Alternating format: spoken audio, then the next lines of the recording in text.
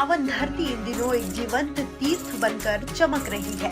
यहाँ हर दिशा में आस्था की गूंज है, हर श्वास में मंत्रों का कंपन है और हर भक्त का हृदय सहज ही दद्दा जी की स्मृति में झुक जाता है। दद्दा धाम अब कटनी की नई आध्यात्मिक पहचान बन चुका है, जहाँ लाखों श्रद्धालु दिव्यता का अनुभव कर रहे हैं। 9 नवंबर से 13 नवंबर तक 5 दिवसीय प्राण प्रतिष्ठा महोत्सव का आयोजन हुआ।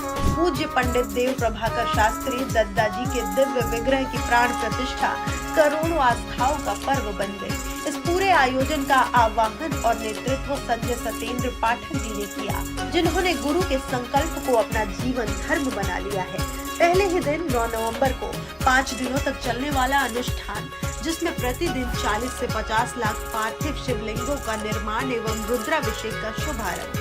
यह अनुष्ठान अपने आप में अत्यंत दुर्लभ और पवित्र है। भजन गायिका संजू बघेल जी की मधुर प्रस्तुति ने वातावरण को भक्ति रस से भर दिया। लाखों श्रद्धालु हर हर महादेव का उद्घोष कर रहे थे। मध्य प्रदेश के राज्य मंत्री गौतम टेटवाल जी भी दद्दा जी की समाधि पर पुष्पांजलि अर्पित करने पहुंचे। 10 नवंबर को दद्दा जी के दिव्य विग्रह का अभिषेक देश की प्रमुख नदियों के पवित्र जल से किया गया। यह भारतीय संस्कृति के जल अर्पण जैसा अद्भुत दृश्य था।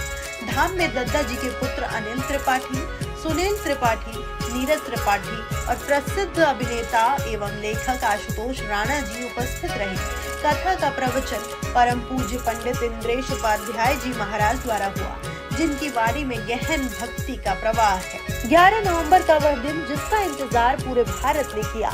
दद्दा जी के विग्रह की भव्य प्राण प्रतिष्ठा संपन्न हुई और मंदिर के द्वार भक्तों के दर्शन के लिए खोल दिए गए। दद्दा धाम सनातन संस्कृति का जीवंत प्रतीक बन चुका है।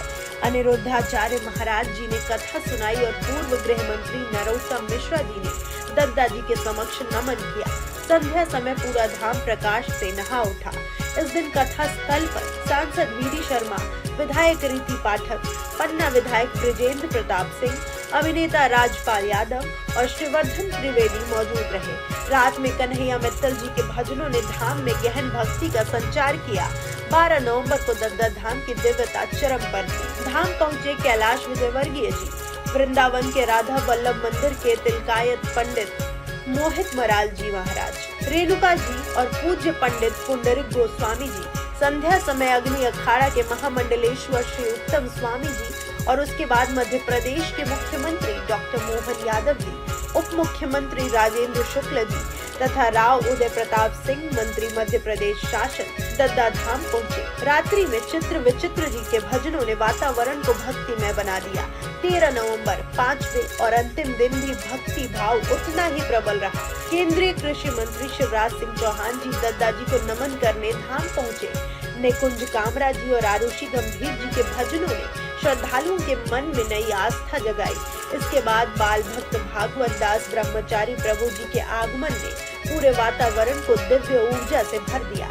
रात्रि में पूर्णिमा जी के भजनों ने इस महोत्सव को एक अद्भुत ऊंचाई प्रदान की। इस पूरे आयोजन के केंद्र में संजय सतेंद्र पाठक जी की निष्ठा और सेवा भावना रही। उन्होंने सपरिवार माता श्रीमती निर्मला पाठक, पत्नी निधि पाठक, पुत्र यश पाठक और पुत्र वधू अनुकृति यश पाठक के साथ हर अनुष्ठान में भाग लिया और दद्दा जी के प्रति गहरा समर्पण दिखाया।